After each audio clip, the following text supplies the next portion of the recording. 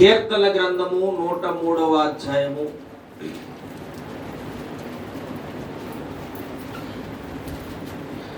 కీర్తన గ్రంథం 103 మొదటి వచనం. నా ప్రాణమా యెహోవాను సన్నుతించుము, నా అంతరంగమందున్న సమస్తమా ఆయన పరిశుద్ధ నామమును సన్నుతించుము. నా ప్రాణమా యెహోవాను సన్నుతించుము, ఆయన చేసిన ఉపకారములలో దేనిని మరువకుము. ఆయన చేసిన ఉపకారములలో దేనిని మనం ఏం చేయకూడదంట. మన అంశం ఈరోజు ఏంటి? ఆయన చేసిన ఉపకారములలో దేనిని మనము మరువకూడదు. ఆయన చేసిన ఉపకారము అంటే మీకు అర్థమయ్యే కోణంలో ఒక్క మాట చెప్పండి, ఎవరైనా పర్లేదు. ఉపకారం అంటే ఏంటి? ఉపకారం, అంటే ఒకటి తర్వాత రెండో దానిని ఉప అంటారు. ముఖ్యమంత్రి, ఉప ముఖ్యమంత్రి, ప్రధానమంత్రి, ఉప ప్రధాని అంటారు. ఉపకారము, ఉప ప్లస్ కారము, ఉపకారము అంటే దేవుడు మనకు చేసినటువంటి మేలుకు మనము దేవుడికి ఏం చేయాలంట? ఉపకార బుద్ధితో దేవుడు మనం ఏం చేయాలి? మనసారా గనపరచాలి.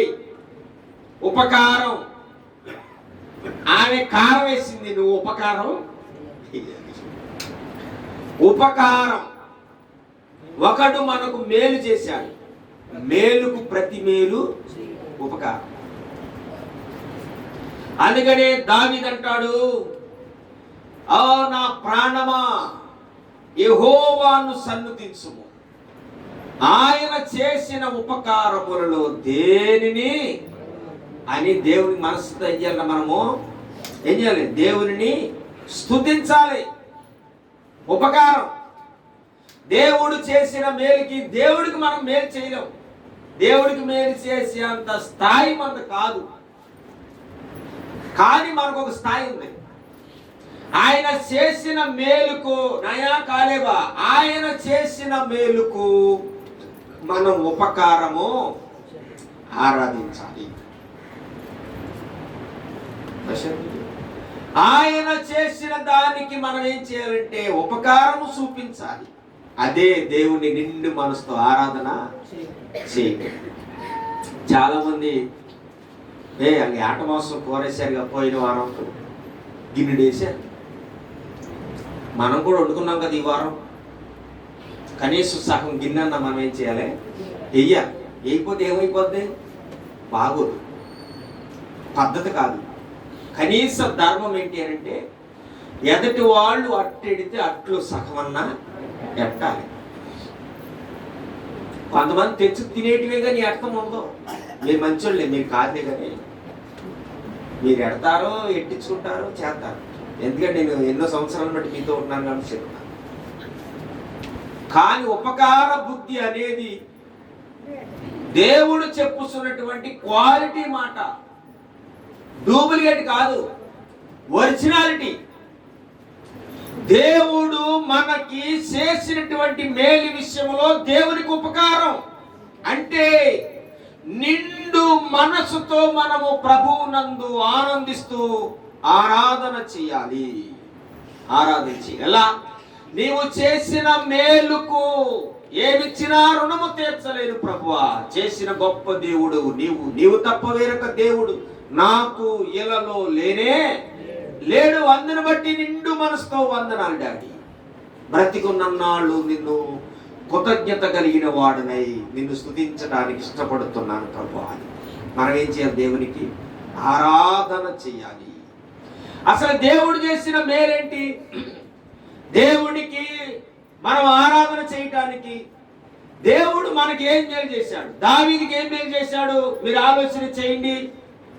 గొర్రెలు కాసుకునేటువంటి దావీదు ఎండకి ఎండి వానకి తడిచి మనసుకు అల్లాడిపోతూ సరైన వస్త్రాలు లేక, సరైన తిండి లేక, ఏలపట్టుకు ఆహారం లేక అల్లాడిపోతున్న దావీదు, అరణ్యములో ఒంటరి బ్రతుకుతున్న దావీదు, స్నేహితులు ఎవరు లేకపోయినా గొర్రెలే దావీదుకి స్నేహితులుగా మార్చబడినప్పుడు, అన్నదమ్ములు లెక్క చేయనప్పుడు, అన్నదమ్ములు ప్రేమించినప్పుడు, తండ్రి ఇష్టపడినప్పుడు, బంధువులు ఎవరు, నా అన్నవారెవరు పిలిచేంత దూరం లేకుండా బహు దూరంగా ఉన్నప్పుడు అరణ్యములో నివాసం ఉంటున్న దావీదుని దేవుడు చూశాడు.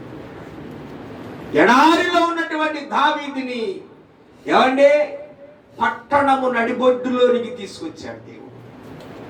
అది దేవునికి కృతజ్ఞత తెలుపుతాడు. అంతే, ప్రాణమా ఎడారిలో బ్రతుకుచున్న నిన్ను తీసుకొచ్చి ఈ యెరూషలేము పట్టణము నడిబొడ్డులో ఉన్న సింహాసనం మీద నిన్ను కూర్చోబెట్టాడు కనుక దేవుడు చేసిన మేలు నువ్వు మర్చిపోవద్దు. అందుకే నీవేం చేయాలంటే ఉపకారముతో దేవుని స్తుతించు. అభిషేకించడానికి సమయం వచ్చినప్పుడు అన్నదమ్ములు నన్ను అభిషేకిస్తా ఉంటే ఎవరు ఇష్టపడలా. తండ్రి ఆశ్చర్యపోయాడు. లోకములో ఉన్నవారు వీడా ఇశ్రాయేలు పరిపాలించడానికి రాజు అని ఎగతాళి చేసిన వారు కొన్ని వందల మంది ఉన్నారు, వేల కొలది మంది నా శత్రువులు ఉన్నారు. నేను బ్రతకడం కంటే చచ్చిపోవడం ఇష్టమైన వారు కొన్ని వేల మంది ఉన్నారు. దావీదు ఎప్పుడు చనిపోతాడా అని చూసేవారు కొన్ని వేల మంది ఉన్నారు. దావీదు బ్రతకటము మేలు అనుకున్న వారు కొంతమంది, దావీదు చచ్చిపోతే చూడాలనుకున్న వారు కొన్ని వేల మంది ఉన్నారు. అలాంటి ప్రజల మధ్యలో వాళ్ళనే పరిపాలించడానికి ఒక చక్రవర్తిగా నిన్ను ఎన్నుకున్నాడు. ప్రాణమా దేవుడు ఎంత చేశాడు. దేవునికి నువ్వేం చేయాలంటే ఉపకార బుద్ధితో నిండు మనసుతో దేవుణ్ణి ఆరాధించాలి అని తన ప్రాణముతో దావీదు చెప్పుకున్నటువంటి సంభాషణే 103వ దావీదు కీర్తన. ఆయనగా మేలు చేశాడు, మనకేం మేలు చేశాడు చూడొచ్చు సార్. బైబిల్ చూడొచ్చు. ఎఫెసీయులకు రాసిన పత్రిక 2వ అధ్యాయం. ఎఫెసీయులకు రాసిన పత్రిక 2వ అధ్యాయం 1వ వచనం. మీ అపరాధముల చేతను పాపముల చేతను మీరు చచ్చిన వారై ఉండగా ఆయన మిమ్మును క్రీస్తుతో కూడా బ్రతికించెను. ఏంటంట? మనం ఎలాంటి వారమంట? అపరాధముల చేత పాపముల చేత చచ్చిపోయిన స్థితిలో ఉన్నామంట మనం. అయితే క్రీస్తు యేసునందు మనల్ని దేవుడు ఏం చేశాడంట? బ్రతికించాడు. అందుకే ఉపకారముతో దేవుణ్ణి ఆరాధించాలి. దావీదు గొర్రెలు కాచుకునే వాడిని సింహాసనం కూర్చోబెట్టాడు కనుక దావీదు నిండు మనసుతో ఆరాధించాడు ఉపకారంతో. మనం ఎందుకు దేవుణ్ణి ఉపకారముతో ఆరాధించాలంటే పాపముల చేత చచ్చిన వారమై సున్నము కొట్టిన సమాధులా బ్రతుకుచున్న మనల్ని క్రీస్తు యేసుతో మనల్ని బ్రతికించాడు. క్రీస్తు యేసుతో బ్రతికించాడు కనుక మనం దేవుణ్ణి ఏం చేయాలంట? నిండు మనసుతో ఉపకార బుద్ధితో దేవుణ్ణి స్తుతించాలి. మనం దేవుణ్ణి ఎందుకు స్తుతించాలి? పాపముల చేత చచ్చిన వారమై ఉండగా భయంకరమైనటువంటి లోకములో భయంకరమైన పరిస్థితుల్లో ఉన్న మనల్ని దేవుడు వేసాట క్రీస్తు యేసు ద్వారా, గొర్రె పిల్ల అయినటువంటి యేసు క్రీస్తు ద్వారా దేవుడు మనల్ని ఏం చేశాడంటే మృతులలో నుండి సజీవుల్లోనికి నడిపించాడు. మనం ఎవరో ఇప్పుడు మృతులము కాదు, సజీవులము. మనము చచ్చిన వారము కాదు. ఎవరు మనం? బ్రతికి ఉన్నవారం. పాపములో చచ్చిన వారమై శాపగ్రస్తమైన జీవితాన్ని అనుభవిస్తున్నటువంటి మనల్ని దేవుడు తన ప్రేమతో మనల్ని ఏం చేశాడు? తన కౌగిల్లో చేర్చుకుని క్రీస్తు అను యేసు నామములో మనల్ని బ్రతికించాడు. అందుకనే ఏమండి క్రీస్తు యేసు అనే రక్తములో ప్రతి పాపికి పాప క్షమాపణ దేవుడు పెట్టాడు. అంతకుముందు గొర్రెలు అర్పించాలి, పావురాలు అర్పించాలి, గువ్వలు అర్పించాలి, బలి అర్పించాలి, పాప క్షమాపణ ఆ రోజుకి అయిపోద్ది అంతే. మరలా తర్వాత ఏదో తప్పు చేస్తే మరలా బలి అర్పించాలి. కానీ యేసుక్రీస్తు అనే ఒక్క గొర్రె పిల్ల అనేటువంటి ఒక బలి ద్వారా ప్రపంచానికి ఎప్పటికీ బలి అర్పించుకోకుండా ఒకే ఒక బలిగా దేవుడు మారి క్రీస్తు యేసు అనే రూపములో ప్రతి మనుష్యుని నరకములో నుంచి అనగా శాపగ్రస్తమైన దాంట్లో నుంచి అనగా మరణములో నుంచి అనగా సమాధుల్లో నుంచి దేవుడు మనల్ని బ్రతికించి క్రీస్తు యేసుతో కూడా మనల్ని బ్రతికించాడు. దేవునికి మంచి స్తోత్రం చెప్పండి. మీరందరూ బ్రతికిన వారు, ఇప్పుడు బ్రతికిన వాళ్ళందరూ దేవుని స్తోత్రం చెప్పండి. మీరందరూ బ్రతికిన వాళ్ళు కనుక చచ్చిన వాళ్ళ వేషాలు మీరు వేయొద్దు యేసు నామములో. ఏమండి మీరందరూ ఎవరండి? బ్రతికిన వాళ్ళు కనుక చచ్చిన వాళ్ళ వేషాలు మీరు వేయొద్దు. మీరందరూ బ్రతికి క్రీస్తు యేసులో మీరు లేపబడ్డారు. క్రీస్తు యేసుతో మీరు లేపబడ్డారు. క్రీస్తు యేసుతో మీరు బ్రతికారు. అందుకని మీరేం చేయాలంటే, ప్రభువా చనిపోయి పాపములో మగ్గిపోతున్న నన్ను నువ్వెంత ప్రేమతో ప్రేమించి బ్రతికించావు, అందుకు నిండు మనసుతో నీకు వందనాలయ్యా అని మనం ఏం చేయాలంట? ఉపకార బుద్ధితో దేవుని మనం ఏం చేయాలి? స్తుతించాలి, ఆరాధించాలి. అందుకని పౌలు అంటాడు, బ్రతుకుట క్రీస్తే, సావైతే క్రీస్తే.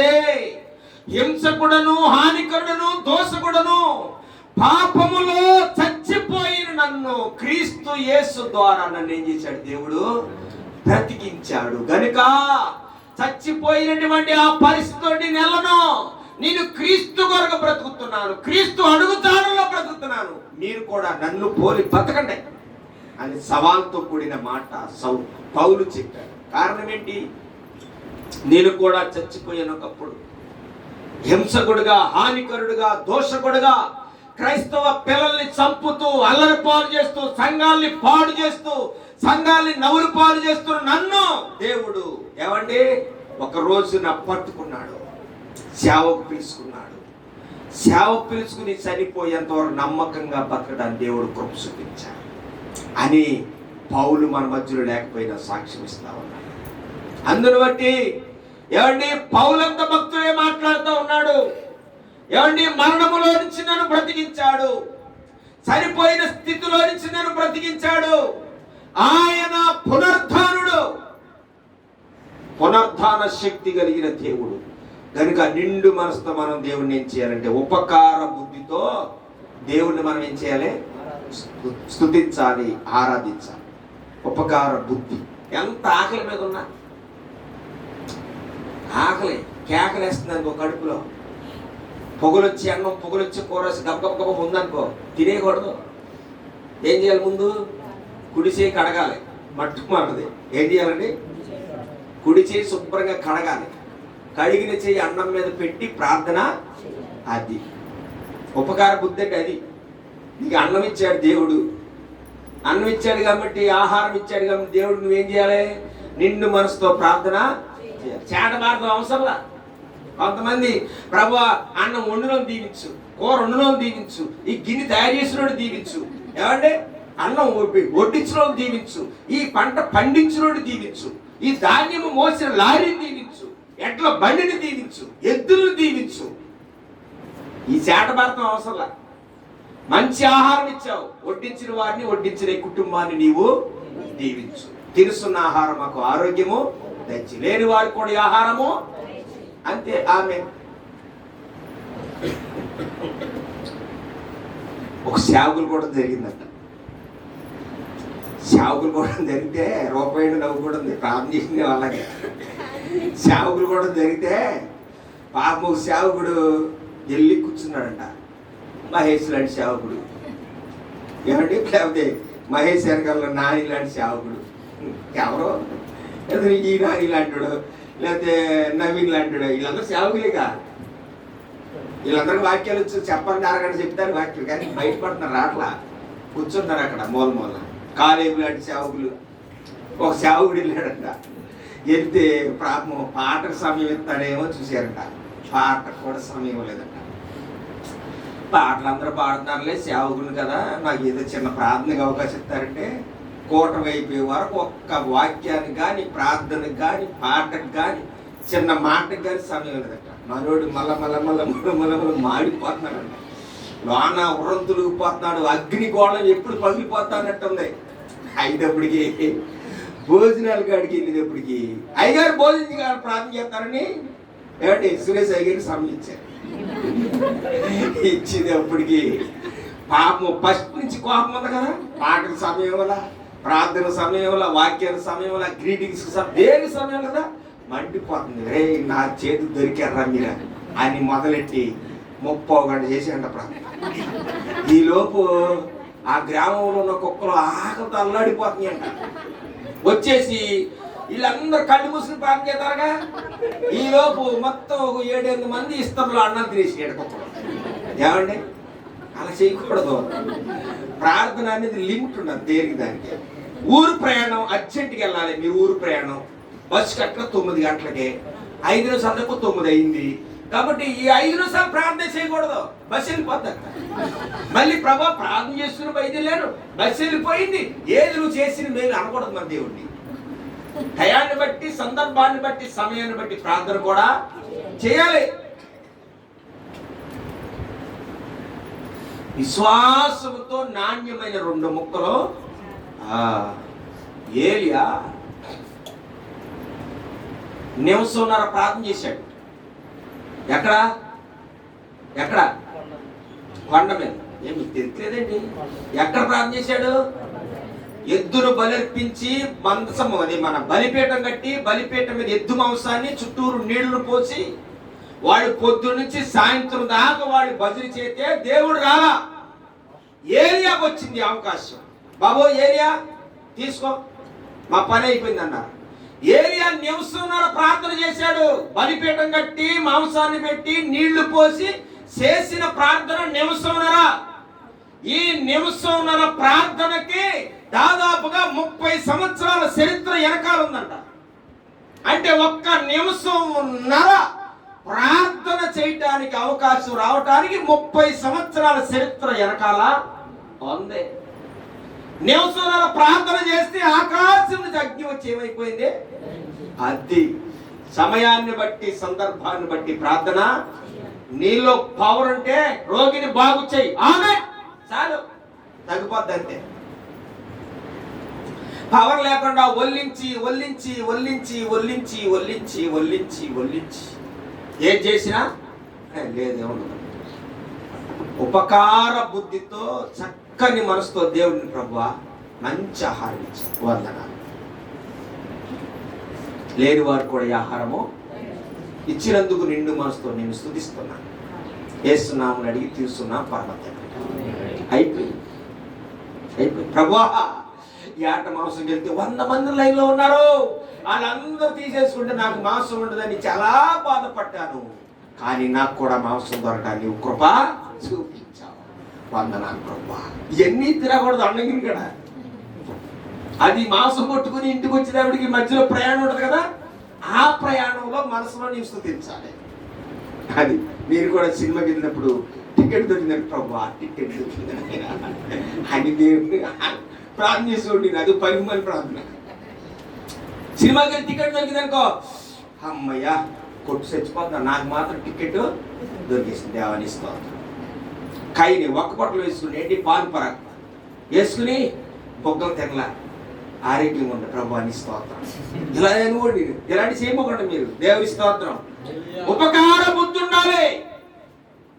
దావీదు తన మనసుతో చెప్పుకుంటా ఉన్నాడు, ఓ మనసా పలానప్పుడు నీ స్థితి ఇది, ఇప్పుడు నీ స్థితి ఇది, కనుక ఆ స్థితిని నువ్వు మర్చిపోయి దేవుణ్ణి అనడు విస్మరించమోకు, స్మరించు.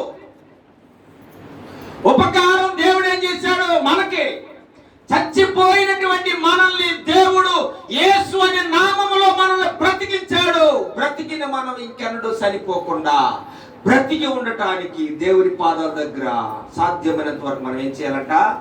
స్తుతించాలి, ఆరాధించాలి. దేవుడు మంచి మనసుతో నువ్వు ఆరాధన చేస్తే ప్రార్థన కంటే శక్తివంతమైనది ఆరాధన. కృతజ్ఞత భావం కలిగి నీవు బతికితే దేవుడు ఒక్కొక్క మెట్టు ఒక్కొక్క మెట్టు ఒక్కొక్క మెట్టు ఒక్కొక్క మెట్టు దేవుడు నిన్ను ఎక్కిస్తాడు.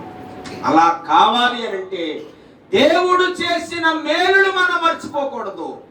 దేవుడు బ్రతికించాడు, బ్రతికాం, బ్రతుకుతున్న మనం బ్రతికించిన దేవుణ్ణి ఆరాధించాలి. లోకములో ఎవ్వరు మనల్ని బ్రతికించలా, లోకములో ఎవ్వరు మన కొరకు ప్రాణం పెట్టలా, లోకములో ఎవ్వరు మన కొరకు మంచి చేసిన వారు లేరు. చేయగలిగిన వాడును భూతత్వంలో పెట్టి నెతికితే ఒక ఆయన కనపడతాడు, యేసుక్రీస్తు అనే ఆయన. ఆయనే నిన్ను బ్రతికించాడు, ఆయనే నిన్ను రక్షించుకున్నాడు, ఆయనే పాపమును విడిపించాడు. ఆయనే సంఘములో ఒక ప్రాధాన్యత నీకు ఇచ్చాడు. ఆయనే సంఘములో ఒక సభ్యుడిగా సభ్యురాలుగా నిన్ను చేర్చాడు. ఆయనే నీ సాక్ష్యాన్ని పరిశుద్ధపరిచాడు. ఆయనే నిన్ను అంచెలంచెలుగా దీవించబోతూ ఉన్నాడు. అన్ని చేస్తున్నటువంటి దేవుని మేలు విషయంలో మనం ఏం చేయాలంటే ఉపకార బుద్ధితో దేవుణ్ణి మనం ఏం చేయాలి? నిండు మనసుతో మనము దేవుణ్ణి ఆరాధన చేయాలి. అలా ఆరాధన చేస్తే కొన్ని క్వాలిటీస్ చెప్తాను. యోహాను సువార్త 14:16. ఏమండి, ఆయన ఉపకారము చేశాడు, దావీదుకి సింహాసనం ఎక్కించాడు. మనకు ఉపకారం ఏం చేశాడంటే చనిపోయిన మనల్ని దేవుడు బ్రతికించాడు. రెండవదిగా ఇంకా దేవుడు చేసిన ఉపకారం ఏంటి చూద్దాం. చూడండి, యోహాను సువార్త 14:16 చదవగలిగిన వారు. అనగా సత్య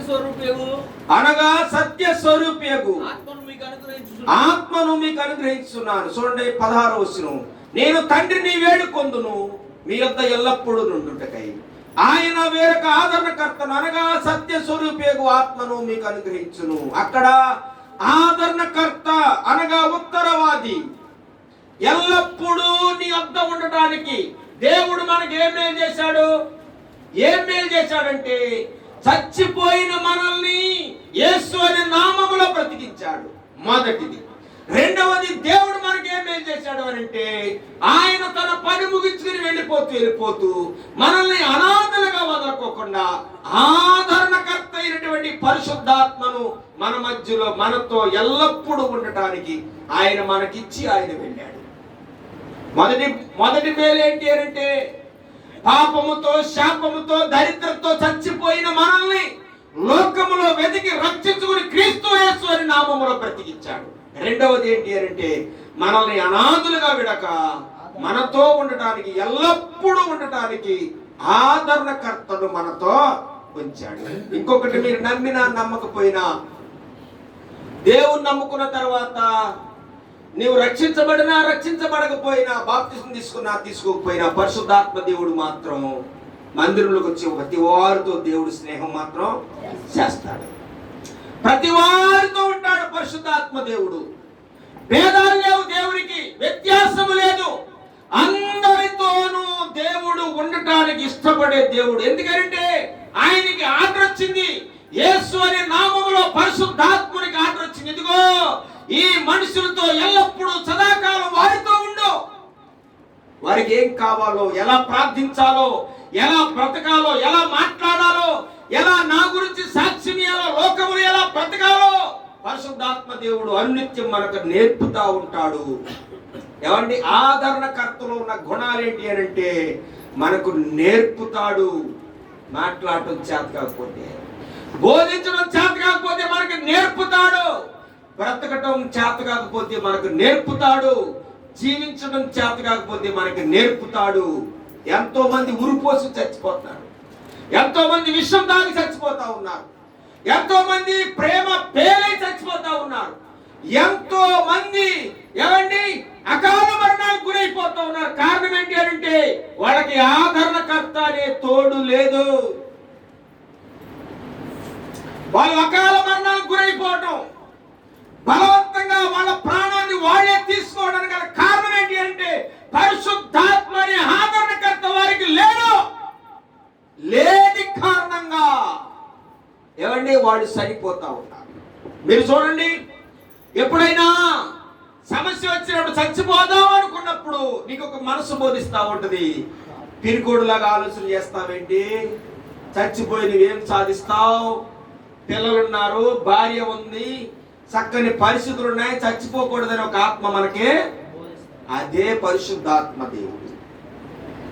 ఆయననే ఆదరణకర్త అన్నారు బైబిల్లో యేసుక్రీస్తు ప్రభువు వారు. మనం ఎవరిని లేకపోయినా, ఏ స్నేహితుడు లేకపోయినా, నీవు ఒంటరిగా ఉన్నప్పుడు కేక వేసి అంత దూరంలో ఏ మనిషి లేకపోయినా నీ పక్కన వెన్నంటి ఉండటానికి పరిశుద్ధాత్మ దేవుడు ఎల్లకాలము సదాకాలము ఆయన నీ పక్కనే ఉండడానికి ఇష్టపడతా ఉన్నాడు. బలవంతాన నువ్వు తోసేస్తే వెళ్ళిపోతాడేమో కానీ నీవు పరిశుద్ధాత్మ దేవునితో సహవాసం చేసినంత వరకు పరిశుద్ధాత్మ దేవుడు నీతోనే. ఎస్, మరణములో నుంచి బ్రతికించాడు యేసు ప్రభుల వారి ద్వారా. మొదటి మేలు. రెండో మేలు ఏంటి అంటే మనల్ని అనాథులుగా విడువక పరిశుద్ధాత్ముడు మనతో ఉండటానికి యేసయ్య మనకి అప్పగించిన వాడు, ఆదరణకర్త. ఆయన మనకు బోధిస్తాడు. శిష్యులు అడిగారు, అయ్యా ఇప్పటి వరకు మమ్మల్ని వెనకాల పెట్టుకుని నడిపించుకుంటూ వెళ్ళావు, తెలియకపోతే బోధించావు, ఎలా బ్రతకాలో, ఎలా బట్టకట్టాలో, ఎలా మాట్లాడాలో, ఎలా ప్రసంగించాలో, నీ స్నేహితుడు ఎలా ఉండాలో, మీలో మీరు ఐక్యత కలిగి ఉండాలని ఏం చేయాలో ప్రతిదీ మాకు నేర్పారు. నేర్పే మీరు వెళ్ళిపోతే మేము అనాథులం అయిపోతాంగా అని శిష్యులు అడిగారు. కాదు, మీరు అనాథులు కానే కారు. నేను వెళ్ళిపోవడం మీకు మంచిది.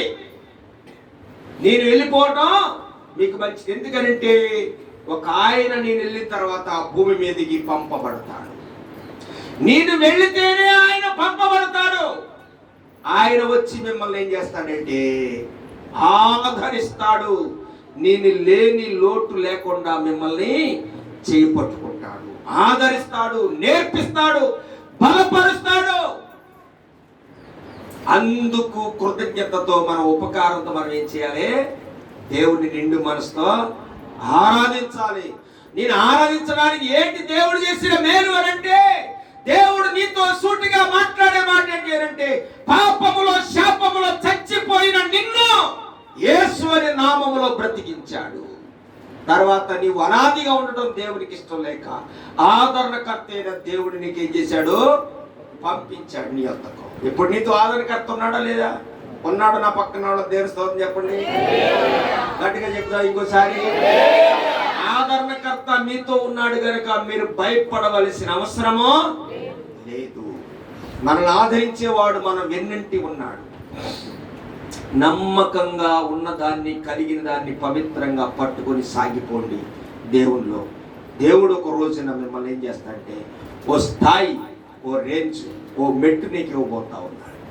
అయితే మనం చేయవలసింది దేవుడు చేసిన మేలు కొరకు నిండు మనసుతో, కృతజ్ఞతాభావముతో, ఆయనకు ఉపకార బుద్ధితో ఆయన ఆరాధన చేయాలి. నీకు ఎలా ఉన్నా సరే, ఎంత బాధ ఉన్నా, ఎంత బలహీనత ఉన్నా, ఎలాంటి పరిస్థితులైనా దేవుణ్ణి ఆరాధించకుండా, దేవుడికి ప్రార్థన చేయకుండా, దేవునికి వందనాలు చెప్పకుండా పడుకోవద్దు. ఒక్కరోజు మనిషి జీవితంలో చాలా విలువైంది. ఒక్క 24 గంటలు నీ జీవితంలో స్తుతించకుండా, ఆరాధించకుండా వెళ్ళిపోయిందా, నీ బ్రతుకు దినాల్లో మళ్ళీ ఎన్నడూ ఆ రోజు రాదిక. అర్థం చేసుకోండి, దేవుడు నీ కొరకు ఎన్నో మేలు చేశాడు. నీవు దేవునికి చేయవలసింది ఏంటంటే ఉపకార బుద్ధితో దేవుడిని ఏం చేయాలి? నిండు మనసుతో ఆరాధించాలి. అలా నిండు మనసుతో ఆరాధిస్తే ఏమవుతుంది? చూడండి, ఇంకొక మాట చూసుకుందాం, ఇంకొక మాట చూద్దాం. లోకాసు వార్త 6:38. లోకాసు వార్త 6:38. క్షమించుడి. అందరూ అండర్లైన్ చేసుకోండి, చాలా ఇంపార్టెంట్ అన్నమాట. క్షమించుడి, అప్పుడు మీరు క్షమించబడదు. ఇయ్యుడి, అప్పుడు మీకు ఇయ్యబడును. అణచి కుదిలించి దిగజారునట్లు నిండు కొలతతో మనుషులు మీ ఒడిలో కొలుతురు. మీరు ఏ కొలతతో కొలుతురో ఆ కొలతతోనే మీరు మరలా కొలవబడునని చెప్పారు. దేవుని స్తోత్రం. ఏమండి, దేవుడిని నిండు మనసుతో ఆరాధించాలి. ఎందుకు ఆరాధించాలో చూసాం. ఆరాధన ఎలా ఉంటుంది? లిమిట్ ఉండకూడదు. ఆరాధన ఎలా ఉండకూడదు? కొలత లేకుండా దేవుని నిండు మనసుతో కొలవాలి. మీకు ఒక నాణ్యమైన మాట, ₹1,00,00,000 మాట చెప్తా మీకు. నువ్వెంత ప్రార్థన చేస్తావో అంత ఆశీర్వదించబడతావు. నువ్వు 10 నిమిషాలు ప్రార్థన చేసావు, 10 నిమిషాలు ఆశీర్వాదం మన బతికి. 5 నిమిషాలు ప్రార్థన చేసావనుకో, ఆ 5 నిమిషాలు ఆశీర్వాదమే. మంచం కాడ ప్రార్థన చేసావనుకో, పడుకునే ముందు 2 నిమిషాలు ఆ మంచం కాడే ఆ ఆశీర్వాదం, అంతే అయిపోద్ది. నీవు కొలతను బట్టే నీకు అక్కడ ఏమనుంది? నీవు ఎలా కొలుస్తావో అలాగో మరలా నీకు కొలవబడుతుంది. నీకు ఎంత గొప్పగా దేవుని సన్నిధిలో ప్రార్థన చేస్తావో అంత గొప్పగా మరల దగ్గరికి రిటర్న్ గిఫ్ట్ నీ దగ్గర రాబోతుంది. అర్థమవుతుందండి? నీవు ఎంతగా దేవుడిని ఆరాధన చేస్తావో, ఏ కొలతతో కొలిసి దేవుడిని స్తుతిస్తావో ఆరాధిస్తావో, అదే కొలతతో మరలా రిటర్న్ గిఫ్ట్ నీకు ఏం రాబోతుంది? దేవుడి దగ్గర నుంచి బహుమతి రాబోతా ఉంది, నిధులు రాబోతా ఉన్నాయి. చిన్న చిన్న ప్రార్థన చేసి సరిపెట్టుకుంటే చిన్న చిన్న ఆశీర్వాదాలే, చిన్న చిన్న విషయాలే, చిన్న చిన్న విషయాలే. 5 నిమిషాలు 10 నిమిషాలు ప్రార్థన చేసి ఓ నా ఎంత ప్రార్థనా పరులు లేడన్నావు అనుకోండి, చిన్న చిన్న ఆశీర్వాదం ఇచ్చి ఓ నీ బిడ్డని ఎంత దీవించారంటే ఆహో అనుకుంటాడు ఆయన కూడా. చిన్న చిన్నగా కాదు, సమయం ఉన్నప్పుడు కొరత లేకుండా నిండు మనసుతో విస్తారంగా సమయం ఉన్న కొలది దేవుని సన్నిధిలో ఆరాధించి స్తుతించి దేవుణ్ణి గణపరిస్తే దేవుడు నీకు ఏ కొలతతో నీవు కొలిసావో రిటర్న్ గిఫ్ట్ దాన్ని మరలా నీకు అక్కడేముందంటే అణచి కుదిపి క్రిందికి జారునట్లు నీవు కొలవాలంట. ఏమండి? అప్పుడు నీకు మరలా దేవుడు కూడా ఏం చేస్తాడు?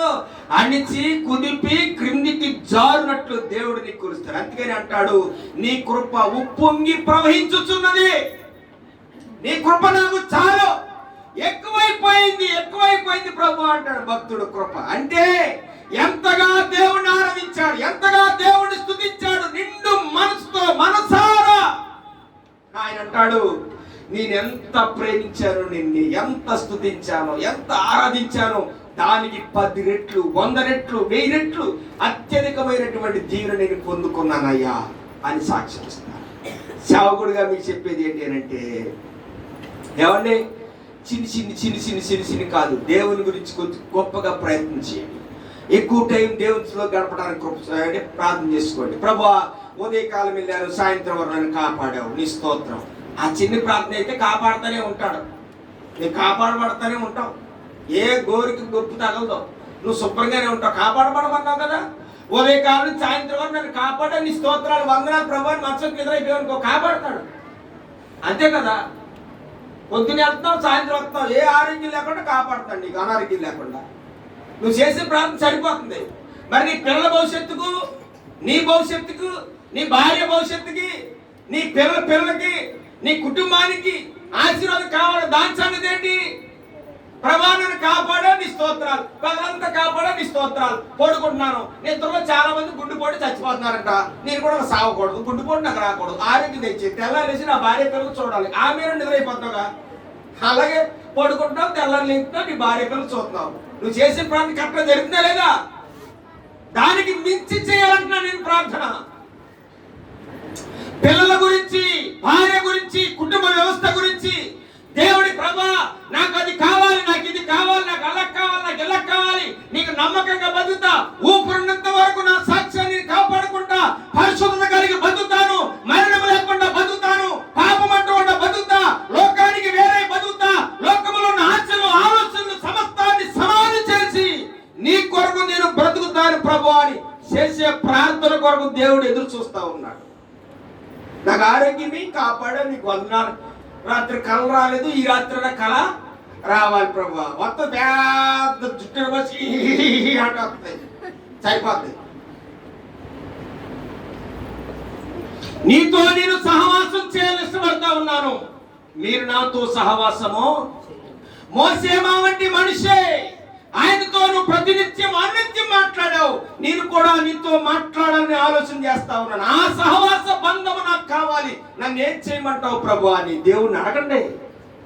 అడిగితే ఎల్లప్పుడూ సదాకాలము నీతో ఉండడానికి పంపబడిన పరిశుద్ధాత్మ దేవుడు నీకు ఎలా ప్రార్థన చేయాలో నేర్పుతాడు. పరిశుద్ధాత్మ సహాయం అడగాలి ప్రార్థన చేయడానికి వెళ్ళిన ప్రతిసారి. తండ్రితో నేను మొరపెట్టడానికి, తండ్రితో నా బాధలు చెప్పుకోవడానికి, తండ్రితో కొన్ని విషయాలు మాట్లాడడానికి పరిశుద్ధాత్మ దేవుడా నీ సహాయం నాకు కావాలి, ఎలా చెప్పాలో ఎలా మాట్లాడాలో తండ్రి దేవుడికి నాకు నేర్పు అని పరిశుద్ధాత్మ దేవుడు ఒక మాట చెప్పి ప్రార్థన ప్రారంభించాలి. అప్పుడు తండ్రి అయిన దేవుడితో ఎలా సంభాషించాలో, ఎలా ప్రార్థించాలో నీ పక్కన దేవుడు పరిశుద్ధాత్ముడు నేనేం చేస్తాడంటే ఒక్కొక్క పదం నేర్పుతాడు మనకి. ఆ ప్రార్థన చెప్తాం కదా, ఇలా కూడా చెయ్యి. అదే కాదు, ఎలా చెయ్యి. ప్రభువా నన్ను దీవించు ప్రభా.